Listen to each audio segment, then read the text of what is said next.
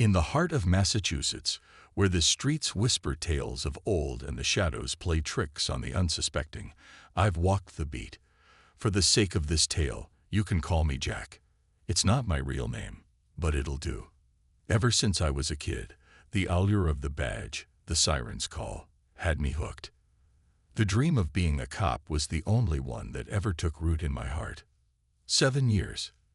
That's how long I've worn the uniform, patrolling the streets of a small urban town not too far from the bustling city of Boston. Most nights, it's the usual: junkies losing themselves to their next high, or neighbors squabbling over matters too trivial for the law to care about. But every once in a while, the radio crackles with something more sinister: a robbery, a murder. Last night, as the clock's hands inched past 1 in the morning, and I was indulging in a well-deserved burger, the dispatcher's voice broke through. 2 to 51, come in. I sighed, taking a bite of my meal. Go ahead, I responded, the taste of grease and meat still on my tongue. We've got a report about a homeless man, mid-50s, acting strange. 5 blocks from you, near that old construction site. I rolled my eyes. That site was infamous for its homeless gatherings, a place where dreams went to die. The address she provided was nestled in a neighborhood that had seen better days, where folks tried to piece together a semblance of a life amidst the rubble. Burger in hand, I made my way to my cruiser and drove to the location. There on her porch stood an elderly woman, her face pale and eyes wide with fear. As I approached, maintaining a safe distance, she recounted her tale. She'd been treating her grandkids to a late-night movie when a sound outside caught her attention. Peering out, she saw a man, old and ragged, banging his head against her house, then crawling and twitching in a way that sent shivers down her spine. She'd called us, but before I arrived, the man had wandered off towards the construction site. I was about to head in that direction when she called out, "Wait." I turned to see her rush inside, leaving the door ajar. 2 young faces, curious and innocent, peeked out at me. I offered a reassuring smile, but they vanished as quickly as they appeared. Moments later, the old woman returned, clutching a small crucifix and a jar that seemed to contain water. She approached, and I instinctively stepped back, reminding her of the need for distance. But she was undeterred, muttering something in Spanish that I'm pretty sure wasn't a compliment. She was a tiny thing, barely reaching my chest, but her presence was commanding. She extended the crucifix towards me, a beautifully carved piece with a detailed figure of Jesus on it. The weight of the situation, and the gravity in her eyes, told me this wasn't just another routine call. The old woman's fingers, gnarled with age and wisdom, gently wrapped around my hand, placing the crucifix within my grasp. For safety, she whispered, her voice carrying the weight of countless years and countless stories. Uncapping the jar, she sprinkled the water upon me, murmuring an ancient prayer in Spanish. My grasp of the language wasn't perfect, but the words she spoke were clear enough. A blessing for protection against the malevolence of this world and the next, and a plea for the safety of my family. I found it peculiar, but I nodded in gratitude, slipping the crucifix into the shirt pocket over my heart as I returned to my cruiser. Dialing dispatch, I informed them of my intent to investigate the abandoned construction site. Their voice crackled back, "Do you want backup?" I declined, feeling the weight of the crucifix against my chest. I'm not a man of faith, but I've always believed that religious artifacts, regardless of one's beliefs, can offer a sense of solace and security. This small gesture was my way of honoring the old woman's concern. The abandoned site loomed ahead, its skeletal frame a testament to broken dreams and failed ventures. Originally envisioned as a 4-story housing complex, its construction was halted due to lack of funds. Now it stood as a haven for the lost souls of the city. The dim glow from the streetlights barely penetrated the site's perimeter, and the once sturdy chain-link fence was now a twisted mess, allowing easy access to anyone daring enough to venture inside. Exiting my cruiser, I was struck not by the eerie silence of the building, but by the sight of its many inhabitants, all gathered outside, their eyes wide with fear. Activating my body cam, I approached a woman, her arms bearing the telltale signs of addiction. She spoke of a stranger on the third floor, a man who seemed to have a sinister influence over those who interacted with him. Navigating through the crowd, I identified the man from the elderly woman's description. His recollection of the events was hazy at best, claiming he felt compelled to act as he did. After issuing a warning and ensuring he wouldn't return to the old woman's residence, I radioed for backup to manage the crowd while I delved deeper into the mystery of the building. Retrieving my shotgun and additional ammunition from the cruiser, I ventured into the building.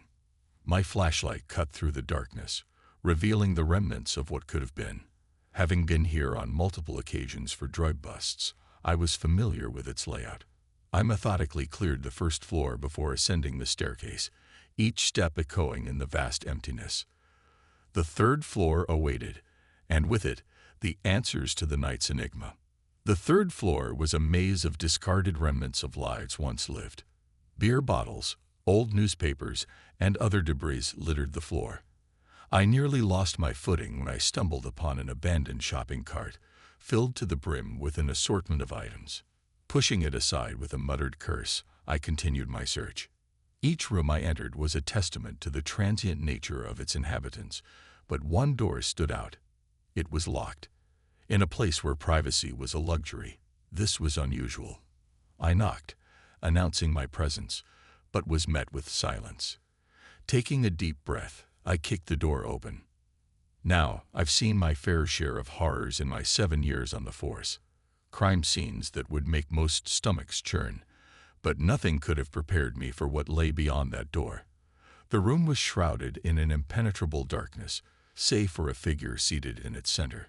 A tall, impossibly lanky man, dressed in a tattered gray suit, his bald head gleaming faintly. He seemed ancient, yet there was something otherworldly about him. My flashlight's beam seemed to be swallowed by the darkness, rendering it useless. A deep primal fear gripped me. My knees wobbled, and my heart raced as I trained my shotgun on him. As if sensing my intent, he began to rise. Slowly, he turned to face me, revealing a visage that defied description. This wasn't a man. It was something else entirely. His suit, though old and frayed, clung to his skeletal frame, revealing protruding bones. His skin, a sickly gray, bore the scars and blisters of unimaginable trauma. But it was his face that will forever haunt my dreams. Enormous, bulbous eyes stared back at me, their whiteness punctuated by tiny black pupils. A gaping triangular hole served as his nose, but it was his mouth that truly horrified me. It stretched grotesquely across his face, filled with an unnerving number of ordinary teeth. When he smiled, it was a sea of enamel. Frozen in terror, I barely registered his voice when he spoke. It was eerily reminiscent of a character from an old viral video, Salad Fingers, with that unsettling British lilt. "Hello," he whispered, his voice sending shivers down my spine. He extended a skeletal finger, pointing directly at me. "Are you here to take me away?" he asked, his tone almost childlike in its innocence. Confusion and terror warred within me. What was this creature, and what did it want? The creature's voice, a haunting whisper, broke my trance. Who am I?" it inquired, its head tilting curiously. I nodded slowly, my voice failing me. "Nobody you'd care to know," it murmured, its voice tinged with a melancholy that seemed to stretch back eons. "Nobody cares to know me. Nobody ever did." It began to mumble, its voice growing softer, its attention drifting away from me. Seizing the moment, I began to retreat, but a floorboard betrayed me with a loud creak. The creature's head snapped towards me, its eyes now filled with an ancient rage. It lunged, closing the distance between us in an instant. My shotgun's barrel pressed against its abdomen. The darkness that enveloped the room seemed to emanate from its very being. Its gaze locked onto mine, a maelstrom of emotions swirling within. "Don't leave me like the others did," it pleaded, its voice a chilling blend of anger, desperation, and fear. Without hesitation, I fired, the force sending it reeling backward. I turned and sprinted towards the staircase, the creature's enraged screams echoing behind me. The walls shook with its fury, but as I reached the stairs and fired another round, the hallway was eerily empty. Emerging from the building, the flashing lights of squad cars blinded me. Officers and paramedics swarmed, their questions and concerns a cacophony in my ears. My body cam, which should have captured everything, had somehow turned off midway, leaving my claims unsupported save for the incoherent testimonies of a few addicts. After a whirlwind of medical checks and debriefings, I was sent home, the early morning hours weighing heavily on me. Entering my bedroom, I found my wife in a peaceful slumber. As I changed, I realized the crucifix, the old woman's protective charm, was missing. Dismissing it as a minor loss, I joined my wife in sleep, seeking refuge from the night's horrors. The morning sun brought a semblance of normalcy. I embraced my family, recounting the previous night's events to my wife. Her skepticism was evident, but her support unwavering. Later, as we tidied our room, a familiar object caught my eye. The crucifix lay on her dresser, accompanied by a folded note. Unfurling it, my blood ran cold. 4 words, written in a shaky hand, sent shivers down my spine. Please don't leave me. The weight of the night's events and the implications of that message bore down on me, a chilling reminder of the unknown horrors that lurk in the shadows.